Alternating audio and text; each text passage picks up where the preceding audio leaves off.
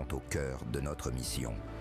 Kavi TV, la télévision de développement, proche des réalités, tournée vers l'avenir. Informé pour agir, inspiré pour grandir. Rejoignez-nous sur Kavi TV.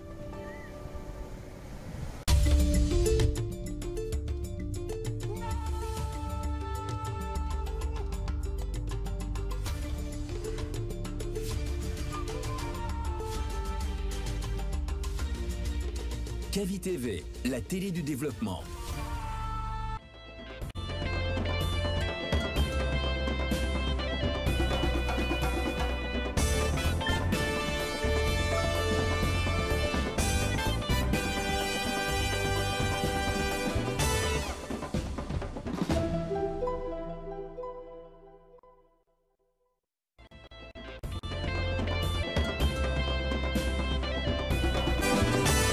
Bonjour à tous, bonjour à toutes. Merci de nous retrouver sur Kavi Média, seul et unique média de développement en République de Guinée. Merci d'être des nôtres dans cette émission, Le Scanner. Le Scanner qui vous parvient du lundi au vendredi quand il est 9h jusqu'à 10h30. Nous vous aidons à comprendre l'actualité majeure et les sujets au menu. Vous l'avez déjà compris, si vous nous regardez à la télé, vous êtes sur Kavi TV. Si vous nous écoutez à la radio, vous êtes sur la 89.5 en bande FM. À la baie, nos partenaires de Beta FM relaient cette émission en direct sur les réseaux sociaux. Vous êtes sur Kavi TV, notre live Facebook. Merci de nous préférer si vous nous suivez via notre site d'information siaminfo.com, via notre application mobile disponible sur Play Store et App Store Kavi Media. Merci une fois encore de votre fidélité. Au menu de ce matin, le syndicat national autonome de l'enseignement supérieur et de la recherche scientifique Sénausur a décidé de suspendre son mot d'ordre de grève. Lancé le 3 novembre, le mouvement avait paralysé la quasi-totalité des institutions d'enseignement public supérieur du pays. Après 3 jours de négociations, les différentes parties sont finalement parvenues à un protocole d'accord, une issue qui permet aux étudiants guinéens de reprendre le chemin des cours. Que prévoit cet accord? Les principales revendications du syndicat ont-elles été satisfaites? Quelques éléments de réponse à suivre dans cette émission, puisque nous aurons au bout du fil le secrétaire administratif du Bureau national du Sénausur, Mohamed Soumaoro. Et puis le projet de connectivité de 2200 écoles primaires publiques en Guinée a été officiellement lancé ce 5 novembre à Conakry. Cette initiative présidentielle mise en œuvre par le ministère de l'enseignement préuniversitaire et de l'alphabétisation vise à améliorer la qualité de l'éducation à travers l'intégration du numérique. Le projet GIGA, porté au niveau mondial par l'UNICEF et l'Union internationale des télécommunications, ambitionne de connecter toutes les écoles à Internet. La Guinée fait partie des 30 premiers pays pilotes. À terme, 2200 écoles primaires publiques devraient être interconnectées. Mais pour cette première phase, seules 585 écoles le sont effectivement. On en parle plus en détail dans la dernière partie de cette émission, Le Scanner. Voilà entre autres sujets à débattre. Pour ce dernier numéro de la semaine, installez-vous confortablement. Bienvenue.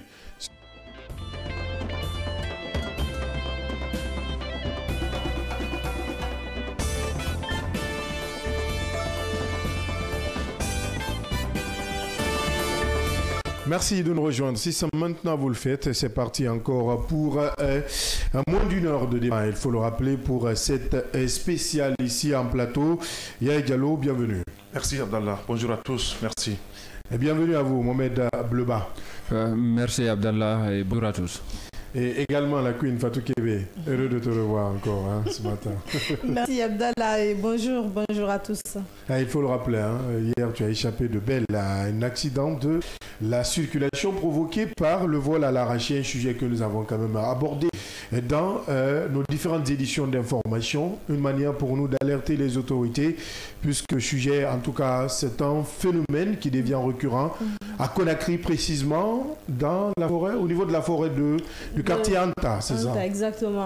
Bon courage. Oui, sincèrement, ça a été très traumatisant pour moi, il faut le rappeler, je ne m'y attendais pas du tout. Il faut dire que personne n'est à l'abri de ce genre de vol. On a quand même retiré ma brique, mais bon, si je suis saine et sauve, donc je peux, alhamdulillah. Je pense qu'il faut sonner l'alerte parce que nous avons connu plusieurs pertes humaines dans ce sens-là. C'est un sujet tabou aujourd'hui dont les autorités n'en font pas cas, alors que ce sont des criminels mobiles aujourd'hui qui sont sur des motos et qui cherchent des sacs des uns et des autres qui sont certainement en piéton. Et ça provoque des accidents mortels. Absolument, absolument. On a échappé belle hier, sincèrement. Justement, il faut que l'État puisse réfléchir à ce niveau-là pour pouvoir identifier ces criminels-là, éventuellement les punir à la hauteur de leur forfaiture, puisque ça ne peut pas continuer comme ça. Au-delà du vol, ça crée ce qu'on appelle de perte en vie humaine. Je pense que c'est quelque chose qu'il faut éradiquer fondamentalement.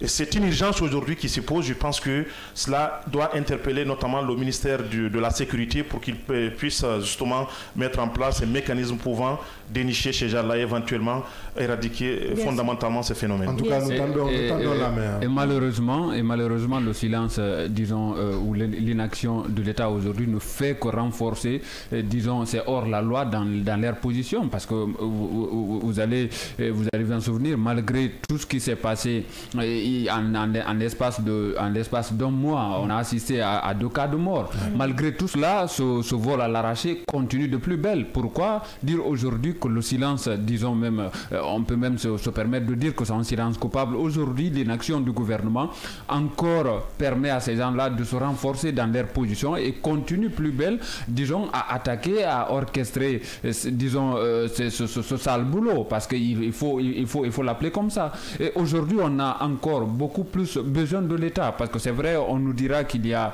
aujourd'hui, disons, quelques PA à quelques endroits, mais ça ne suffit pas. Il n'y a même pas de PA.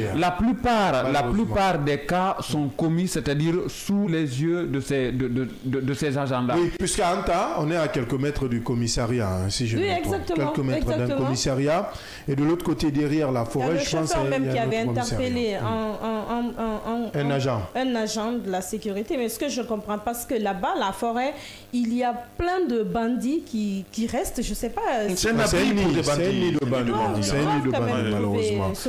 Malheureusement. Donc, nous tendons la main une fois encore, puisque la sécurité est un droit, il faut le dire, un devoir pour les autorités, un droit pour les citoyens. Et donc, nous attendons en tout cas la réaction des autorités, puisque c'en est de trop dans la capitale Conakry. Parlons de ce sujet inscrit à l'ordre du jour. Je le rappelais, le syndicat national autonome de l'enseignement supérieur et de la recherche scientifique a suspendu sa grève. Déclenchée le 3 novembre, le mouvement avait paralysé presque toutes les universités du pays. Après 3 jours de discussion, un accord a été trouvé entre le syndicat et le gouvernement. Les étudiants peuvent donc reprendre les cours.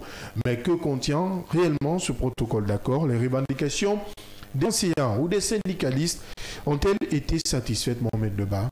Pour dire que c'est au siège quand même du Conseil national du dialogue social hier que cet accord, disons, ce protocole d'accord est signé entre les différentes parties prenantes. Il faut parler du SNAESUR, syndicat national autonome de l'enseignement supérieur et de la recherche scientifique. Après, disons, plusieurs jours de débrayage, parce qu'il faut le rappeler que cette grève a impacté, disons, la poursuite des activités universitaires, il faut le dire, au niveau des campus, notamment ici. Est-ce que vous avez donné cours pendant ces 3 jours? Ou bien ce n'était pas dans votre cas? Bon, ça c'était... Nous sommes du côté de privé. Ah non, hier c'est parce qu'hier j'ai eu des échanges ici Québec et je disais que cette grève impacte peu le privé. Je veux juste savoir, est-ce que chez vous il y a eu des cours ou bien cette grève impacte? Il y avait, mais bon, en fait, vous le savez, c'est un mouvement d'ensemble. Les étudiants guinéens aiment entendre cela, qu'il y a grève, peu importe que cela impacte son concerne ou pas. Dès qu'on parle de grève, vous allez en rendre compte que ça va impacter davantage, même si ça ne se passe dans les institutions d'enseignement supérieur public. Vous allez comprendre que de l'autre côté, affecte partiellement. Et nous avons vu le cas à l'intérieur du pays, à Cancan, du côté de l'Abbé et autres, que c'était un mot d'ordre de grève qui était su à la lettre et la reprise des activités était quand même conditionnée à la satisfaction, disons, totale de ces différents points ces différents points de question. Alors, hier, dans la soirée, il faut le dire qu'un communiqué a quand même donné les 2 jours d'intense, disons, échange entre les autorités compétentes et également ces syndicalistes qui, comme mordicus, tenaient à la satisfaction totale de ce décret présidentiel. Il faut, on en reviendra sur ce décret-là qui a été quand même pris en 2004, disons, pour satisfaire ces enseignants et chercheurs. Alors, dans ce communiqué, le SNAISUR a quand même salué l'association, disons, constructive et surtout des engagements concrets pris par les autorités pour la satisfaction des principales revendications les principales revendications du syndicat. Alors de l'autre côté, le mesure qui suspend sa grève a de facto quand même, disons, appelé à la reprise des activités, notamment au sein des institutions d'enseignement supérieur du pays, des CDI, notamment Centre de documentation et information, à reprendre les activités, disons, parce que c'est une grève, disons, dont la suspension a été obtenue au bout quand même de plusieurs jours de négociations. Alors, qu'est-ce qu'il ne faut pas oublier? Parce que quand même, il faut le dire que c'était un ras-le-bol, une lenteur administrative, parce qu'il faut aujourd'hui rappeler que de échanges quand même ont eu lieu depuis 2023 à ce sujet même entre le ministère de l'enseignement supérieur et de la recherche scientifique, le ministère du travail et de la fonction publique et également ces syndicalistes-là, malgré ces différentes rencontres répétées, il faut le dire que le bout du tunnel n'a jamais été vu. De l'autre côté, du côté du syndicat, on est resté quand même, disons, optimiste face à cette réalité-là, pensant quand même que le gouvernement, l'État allait trouver, disons, un autre point de chute pour pouvoir réellement satisfaire ces différentes revendications. Le syndicat, à un moment donné même, tenait d'ailleurs pour responsable, disons, du blocage, c'est-à-dire en ce qui concerne l'application stricte de l'application de ce décret, disons, présidentiel. Le ministère de la fonction publique et du travail. Alors, il faut quand même se dire que il y avait un seul point, notamment la revendication. Un seul point d'achoppement. Le point d'achoppement, c'est-à-dire le gros point de revendication s'articulait quand même sur l'application, disons, effective du décret 2/2024 0027/PRG CNRD et SSG, donc notamment en ces articles 4, 5, 6, 8 et 13 portant sur la fixation des rémunérations des fonctionnaires titulaires de grade dans les institutions d'enseignement supérieur du pays, les centres de recherche CR et les centres de documentation et d'information CDI. Donc le syndicat avait estimé, disons, que le respect, disons, de ce texte était indispensable pour la dignité professionnelle, disons, et la motivation du personnel enseignant académique. Donc la poursuite des activités, comme je l'ai dit à l'entame, était donc conditionnée par l'application stricte disons, de cet accord-là. Et hier, au bout quand même,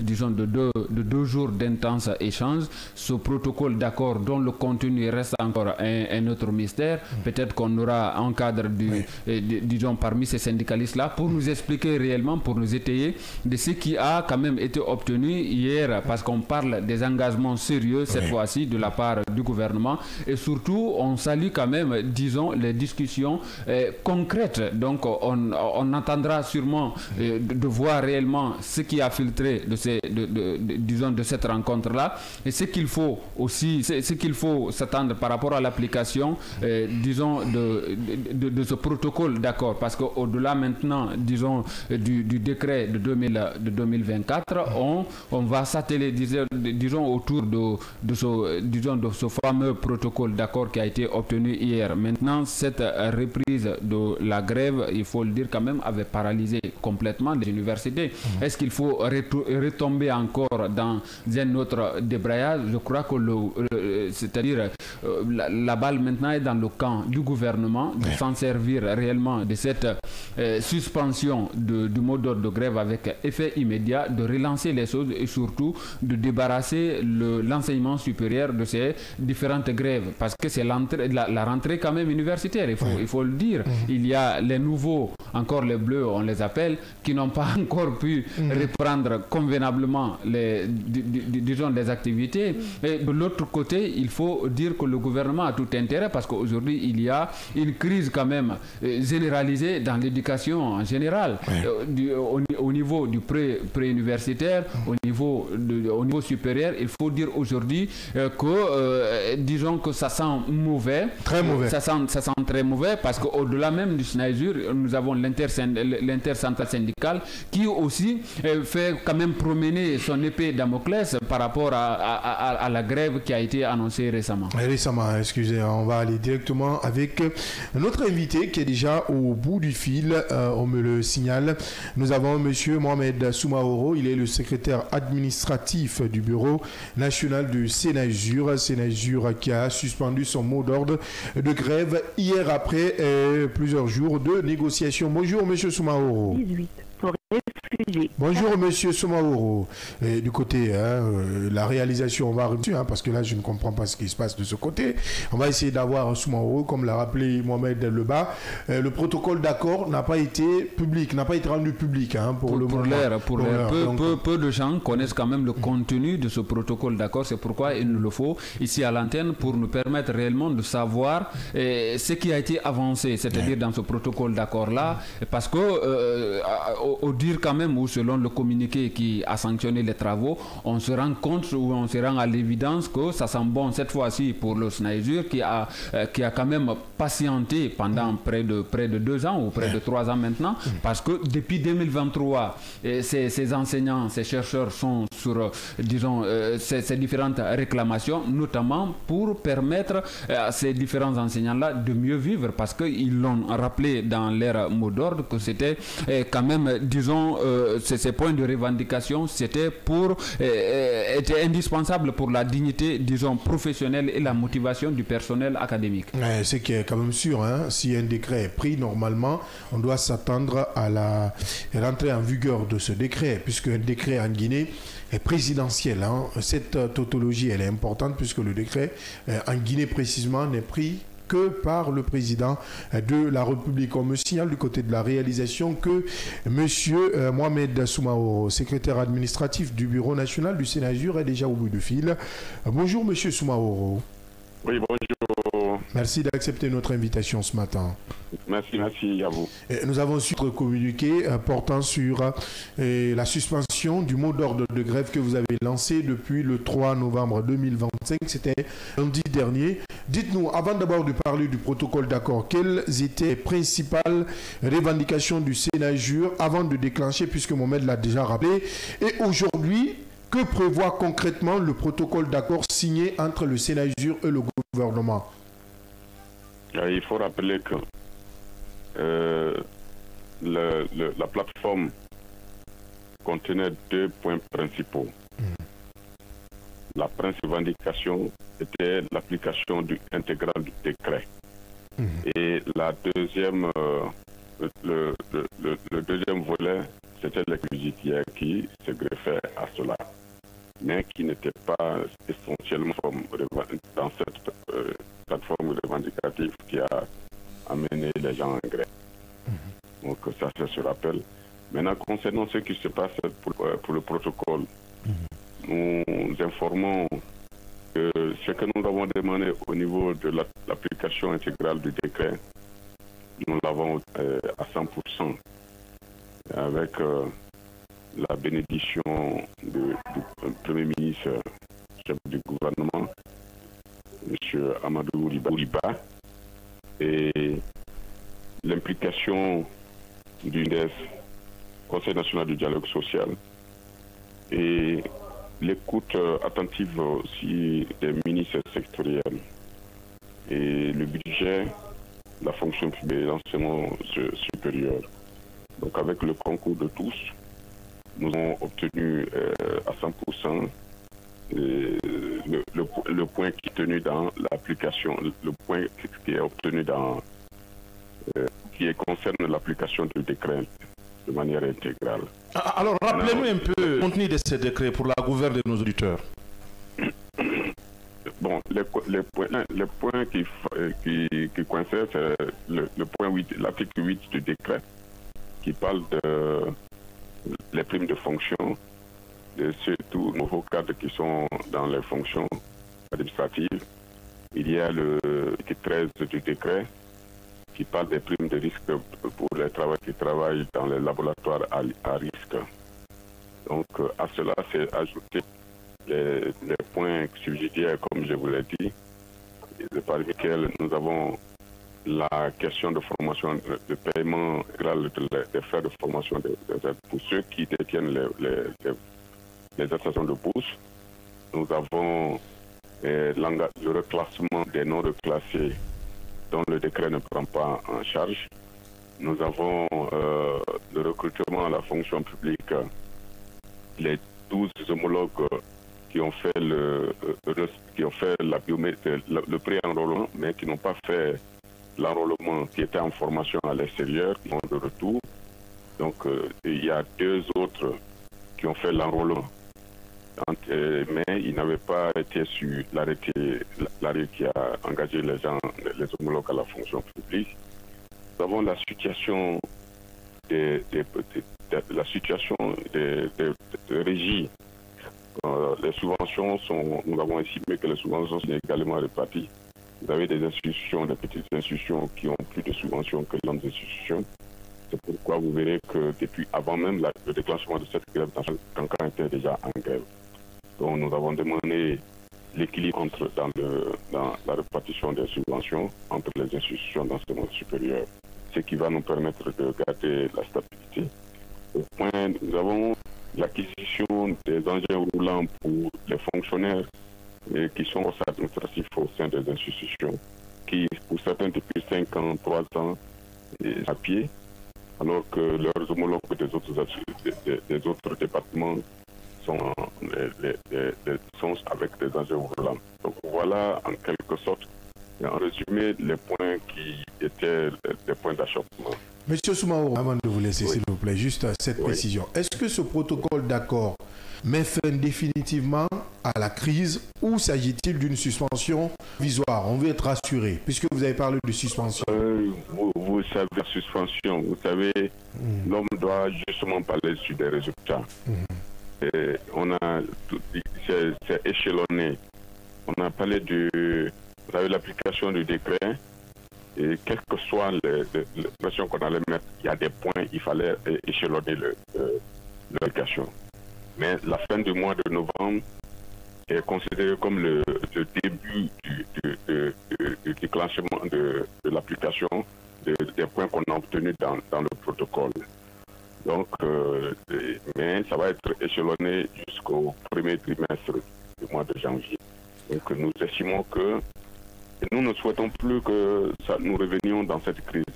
Mais l'être humain, il faut être méfiant. Donc la grève n'est que suspendue, mais elle n'est pas levée. Voilà. Que tous les partenaires vont jouer leur rôle correctement pour que nous ne revenions plus.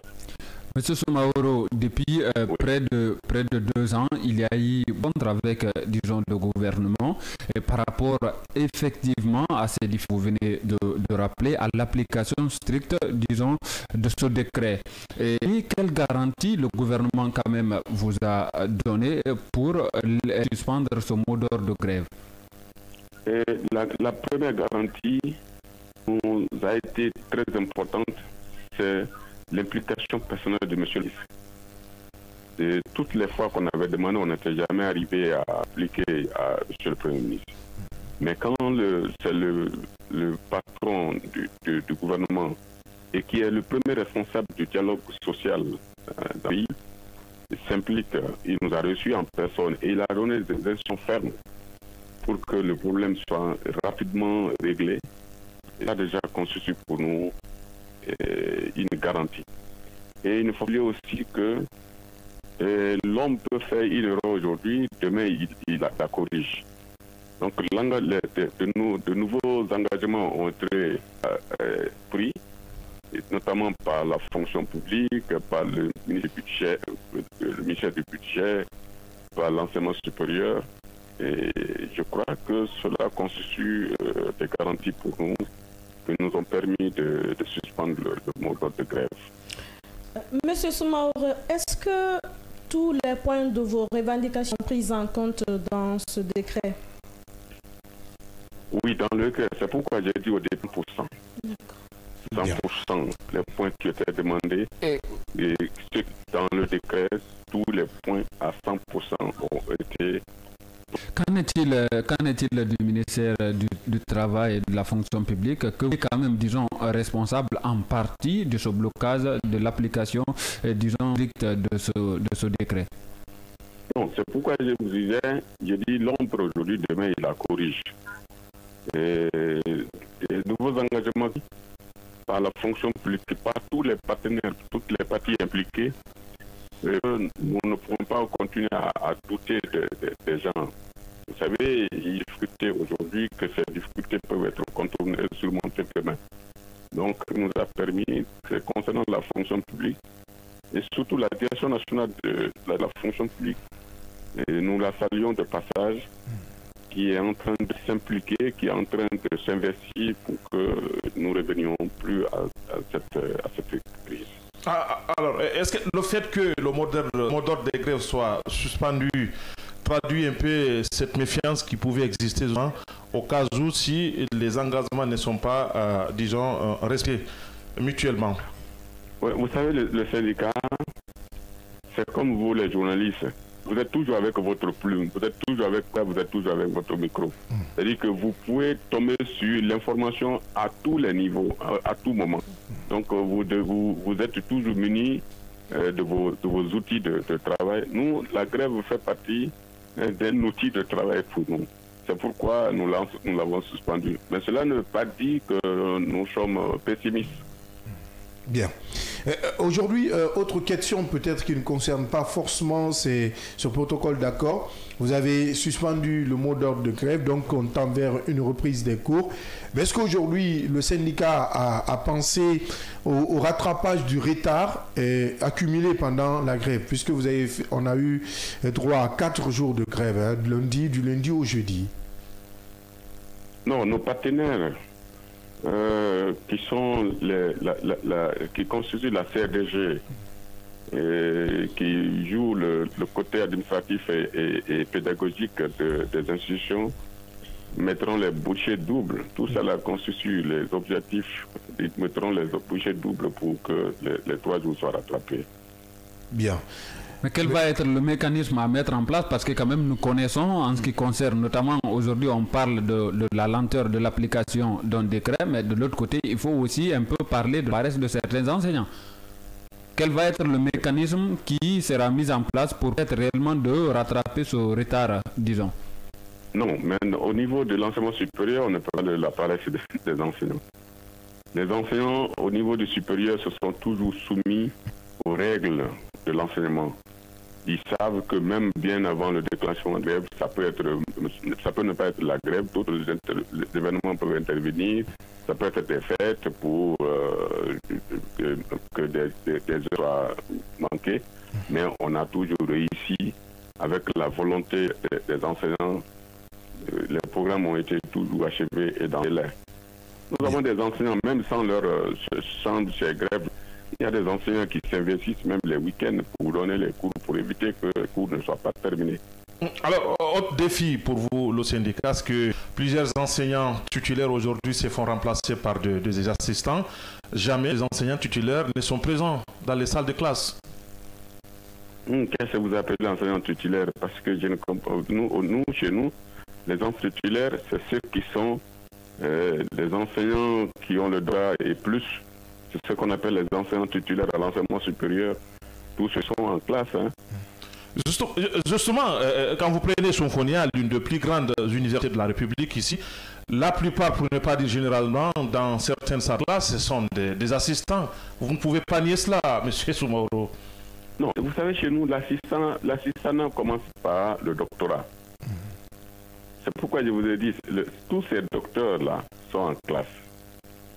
Docteur assistants, maîtres assistants, maîtres de conférence, tout ça, professeurs titulaires, ils sont en situation de classe. Maintenant, ils peuvent être, il y a des gens qui sont au master, qui sont au doctorat, qui sont inscrits au doctorat, qui travaillent sous le contrôle de ces professeurs-là. C'est ce qui est évident. Donc, Sophronia que vous dites, je ne connais pas quelqu'un qui n'est pas en train de travailler, à part les nouveaux fonctionnaires qui viennent d'être engagés, dont certains ne sont pas encore inscrits au master et à la thèse. Bien. Mais tous ceux qui sont inscrits à la thèse, tous ceux qui sont inscrits au master, d'abord, ça fait partie des règles de l'enseignement. Quand quelqu'un est inscrit à la thèse, quand quelqu'un est inscrit au master, il doit être... L'enseignement, l'assistanat est obligatoire pour lui. Ça fait partie des modules. Donc pour vous, c'est une chose... Ils travaillent tous sous le contrôle des professeurs titulaires. Donc c'est normal, hein? C'est un fait normal. Hein, oui, c'est ce qui est normal. Monsieur Mohamed Soumaro, secrétaire administratif du Bureau national du Sénégal, merci d'avoir répondu à nos différentes questions. Merci à vous. Merci. On parle de cet autre sujet. On reste dans le cadre de l'éducation. Le projet de connectivité de 2200 écoles primaires publiques est lancé en République de Guinée. C'était ce 5 novembre 2025 à Conakry, une initiative présidentielle portée par le ministère de l'enseignement préuniversitaire et de l'alphabétisation. Objectif, améliorer la qualité de l'éducation grâce au numérique. La Guinée fait donc partie des 30 premier pays à expérimenter le projet mondial GIGA qui vise à connecter toutes les écoles du monde à Internet. À terme, 2200 écoles seront interconnectées, mais pour l'instant et pour cette première phase, seules 585 le sont déjà. Yaya Diallo. Numérique a fait. Yaya Diallo, allez-y. Il n'a pas compris. Le micro, activez votre micro, s'il vous plaît. Alors, c'est désactivé. J'ai pu comprendre qu'il y avait un reportage qui était de charge là. On va revenir sur le reportage après. Il n'a pas compris. Très bien. Allez-y. Alors, c'est vrai que cette initiative, il faut le rappeler, présidentielle qui va dans le cadre du programme Simandou, dans son volet Simandou Academy, et qui est en lien avec ces projets GIGA, qui est d'envergure mondiale. Alors, on parle de 2200, plus exactement, des écoles primaires publiques qui seront pour un premier temps interconnectées pour justement renforcer ce qu'on appelle la qualité de l'éducation, mais aussi, disons, l'équité dans le cadre de l'enseignement. Alors, c'est vrai que pour un premier temps, on peut dire que c'est quelque chose de très salutaire dans un pays où, il faut une fois, le taux de pénétration de l'Internet reste encore une fois en deçà de beaucoup des États aujourd'hui qui sont justement dans une situation beaucoup plus ou moins, disons, progressive. Alors, dans notre pays ici, il y avait justement des défis persistants qui, disons, qui soulevaient dans le cadre de, disons, de la mise en place de ces établissements, disons, scolaires publics, dans le cadre, disons, de la mise en place de ces outils, disons, numériques dont on parle là. Alors, je pense que nous avons suivi tous le Premier ministre, le ministre de l'Éducation nationale et d'autres acteurs aussi impliqués dans le cadre de ce giga-projet dont on parle là. Tous ont salué justement une révolution numérique au niveau de l'enseignement primaire, disons, public. Alors, sur les 2200, il faut rappeler que les 2200 ne constituent que 10% du nombre d'écoles que nous avons aujourd'hui, puisque au regard des discours qui ont été tenus, on parle de plus de 18 000, disons, établissements scolaires publics qui sont concernés. Donc, pour le premier volet, nous sommes, disons, partis pour les 10% d'abord. Alors, les 10% d'abord, vous avez parlé de 585 déjà qui sont interconnectés. Et d'ici la fin de l'année, on nous parle de 1000 aussi qui seront justement interconnectés pour permettre justement à l'éducation nationale, notamment au niveau du primaire, de connaître ce qu'on appelle cette révolution numérique-là. La question qu'il faut se poser, c'est est-ce qu'aujourd'hui nous sommes disposés ou nous avons tout ce qu'il nous faut aujourd'hui pour pouvoir abriter ces infrastructures numériques? Parce que au-delà de la volonté affichée, j'ai bien compris justement qu'il faut carrément, radicalement se départir de ces enseignements classiques-là. Aujourd'hui, le monde évolue, il faut qu'on essaie d'aller avec le monde là. C'est bien salutaire de ce côté-là. Alors, mais est-ce que nous avons pris en compte d'un certain nombre d'exigences qui doivent aller avec ces initiatives qui sont déjà annoncées? Je vais parler de justement la mise en place de ces infrastructures-là qui doivent aller avec Internet. Donc, c'est une exigence. Ça, c'est le premier élément. Le deuxième élément, ce sont les outils. Puisque ce n'est plus, disons, classiquement et archaïquement les tableaux avec les craies que nous devons pouvoir utiliser, il faut qu'il y ait ce qu'on appelle, par exemple, des tablettes que nous devons justement utiliser. Donc, l'usage de ces tablettes-là et les infrastructures qui doivent abriter disons, le numérique dont on parle là, ça doit être justement quelque chose d'accessible et quelque chose qui doit être justement mis en place dès maintenant. C'est vrai qu'on peut dire que la première expérience est déjà acquise, puisque nous avons déjà 585 établissements primaires publics qui sont déjà interconnectés. Mais je pense qu'il y a là justement une nécessité absolue de pouvoir voir comment est-ce qu'il faut revoir tout cela. Ça, c'est le premier élément. Le deuxième élément, c'est le plus fondamental aujourd'hui, ce que nous avons, et ce n'est pas nous qui l'inventons. Je crois que c'est sous Guillaume Awing qui rappelait ici, nous avions près de 1000 hangars aujourd'hui qui constituent des salles de classe à travers notre pays. Alors, est-ce que le défi n'est pas à ce niveau-là pour que nous puissions justement définitivement sortir de ce hangar-là et qu'on ait des établissements dignes de ce nom pour pouvoir justement permettre aux jeunes gens d'avoir ce qu'on appelle le cadre idéal pour pouvoir apprendre. Je crois que c'est fondamental. Alors, on peut dire que c'est trop tôt de parler de cet outil numérique-là pour pouvoir connecter et permettre aux jeunes gens, notamment aux enseignants aussi, d'avoir ce qu'on appelle un certain nombre de cours au niveau international, puisque c'est un projet quand même qui ne concerne pas que la Guinée, mais qui concerne, disons, le monde entier, dont 30 États dont nous faisons partie. Je pense qu'aujourd'hui, chez nous ici, le défi devrait être celui qui consiste à obtenir ce qu'on appelle des établissements scolaires dignes de ces noms et de sortir carrément, disons, de ces établissements archaïques dont on a connu. Puisque les spécialistes de l'éducation l'ont rappelé, l'environnement éducatif doit être primordial pour pouvoir permettre à ce que les uns et les autres puissent apprendre aisément donc, les cours. Alors, comment pouvons-nous accepter au XXIe siècle dans notre pays ici qu'on ait des hangars dans plusieurs régions, dans plusieurs préfectures, dans plusieurs sous-préfectures aujourd'hui, et qu'on parle de l'autre côté, encore une fois, d'une révolution numérique. L'initiative est salutaire, mais je pense qu'on est trop parti en besoin, puisque préalablement déjà, il y a des défis qui se posent et pour lesquels on n'a pas, encore une fois, à répondre. Je pense que c'est là où il faut justement essayer de mettre le cap. Et puisque nous parlons de l'école aujourd'hui, nous connaissons tous aujourd'hui l'état de santé de notre éducation. Donc, je pense que ce projet pourra venir, tout ce que vous avez dit, il y a des experts, il y a des études, je pense qu'ils ont peut-être envisagé des solutions à tous avant de lancer le projet. Mais d'abord, on va suivre ce reportage pour faire rapidement le tour de table, puisqu'aujourd'hui, on n'a que 45 minutes avant de rendre l'antenne pour des questions de direct. On va suivre ce reportage de Mamadou Tanou, et derrière, on fait le tour de table. Le numérique fait une pleine entrée à l'intérieur du système éducatif guinéen. Le projet de connectivité des écoles est désormais une réalité. D'ores et déjà, plus de 500 écoles du niveau primaire sont interconnectées et cela cadre avec la vision Simandou Academy. 505 écoles publiques sont aujourd'hui effectivement connectées à l'Internet haut débit. Quel honneur!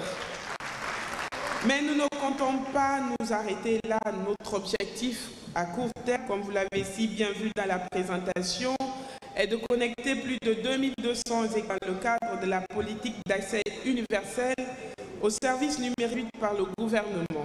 L'UNICEF, à travers son projet GIGA, qui vient connecter toutes les écoles du monde à Internet, appuie la Guinée dans cette expérience pilote. Pour le ministre de l'Enseignement préuniversitaire et l'alphabétisation, Jean-Paul Seydi, cette initiative permet à la Guinée de rentrer dans un monde connecté. Nous franchissons un nouveau cap dans la modernisation de notre système éducatif, en donnant nos écoles des moyens technologiques indispensables à la qualité de l'enseignement et à la réussite de nos apprenants. Cette connectivité nationale et internationale ne relève pas d'un simple choix technique, mais bien d'un choix politique, structurant, et par une conviction, celle qui voudrait que le numérique soit désormais un levier incontournable de développement humain et de souveraineté éducative. Le Premier ministre Amadou Riba voit un avenir radieux pour la Guinée dans cette initiative qui vise à connecter 2200 écoles guinéennes. Fin 2025, de rendez-vous. Lorsque les enfants qui ont cette année seront à l'université, c'est-à-dire dans 13 années. Donc, en 2038, on verra une nouvelle Guinée totalement transformée. Le projet de école guinéenne permettra aux élèves et enseignants d'être en contact avec le numérique partout dans le pays.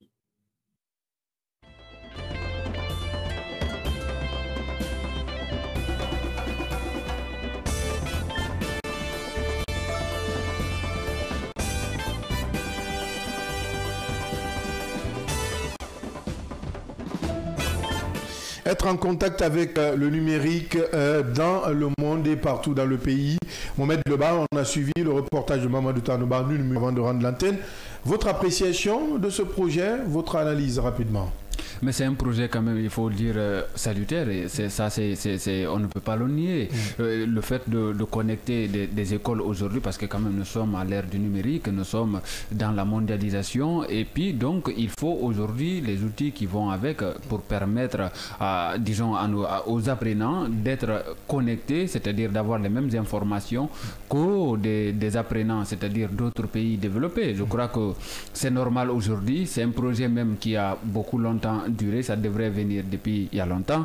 Donc aujourd'hui, voir ce projet c'est-à-dire mis en œuvre par le gouvernement, notamment avec l'appui de l'UNICEF et tout ce que nous savons, je crois que c'est salutaire. Mais de l'autre côté, il faut quand même souligner aujourd'hui ce dont on a quand même besoin au sein de... Les défis persistants. Évidemment, des défis persistants, parce que c'est difficile quand même de connecter une école dont le siège se trouve au niveau du hangar. Donc c'est un peu compliqué. Aujourd'hui, la question qu'on se pose, est-ce que cela il va quand même avec les outils nécessaires pour pouvoir le faire? Parce que quand on parle de connectivité, quand on parle de connexion, disons, d'école, ça permet quand même notamment des projections pour des petites découvertes ou des grandes découvertes par les apprenants, notamment si vous voulez savoir qui était Christophe Colomb, c'est-à-dire au-delà même de ce qui peut se trouver dans les livres. Je préfère qui était Sékou Touré. Vous voyez les œuvres de Sékou Touré, ou soit la prise, disons, de l'indépendance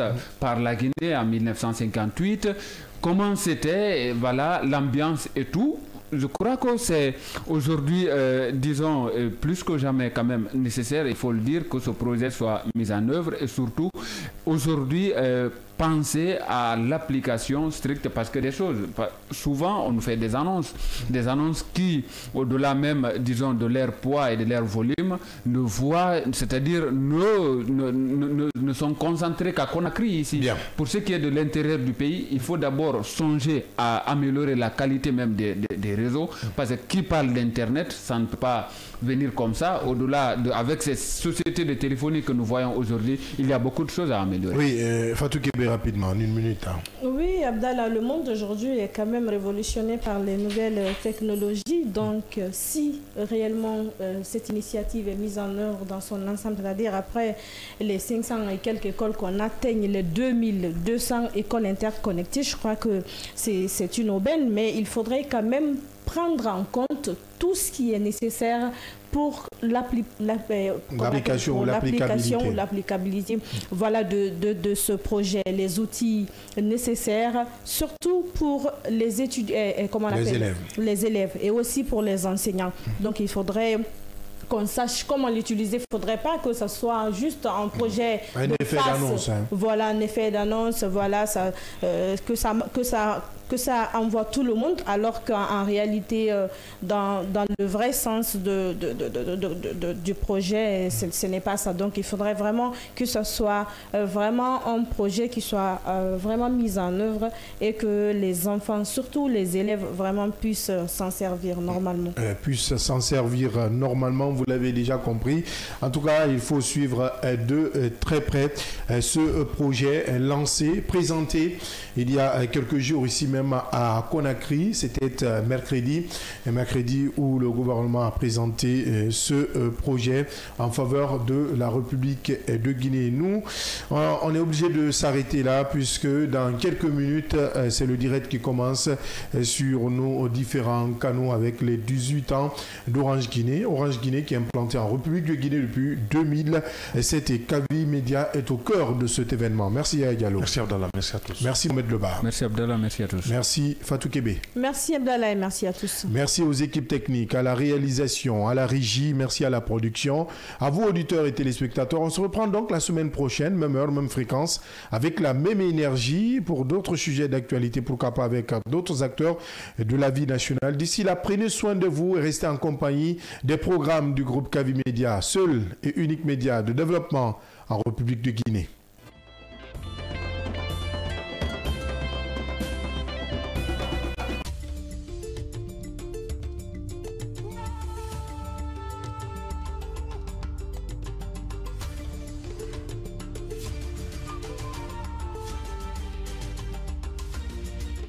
Kavi TV, la télé du développement.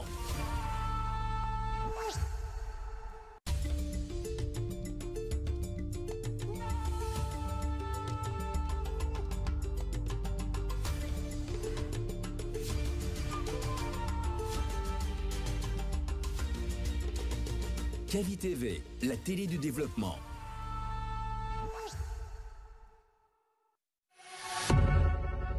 Vous pouvez désormais suivre l'ensemble de nos programmes via notre application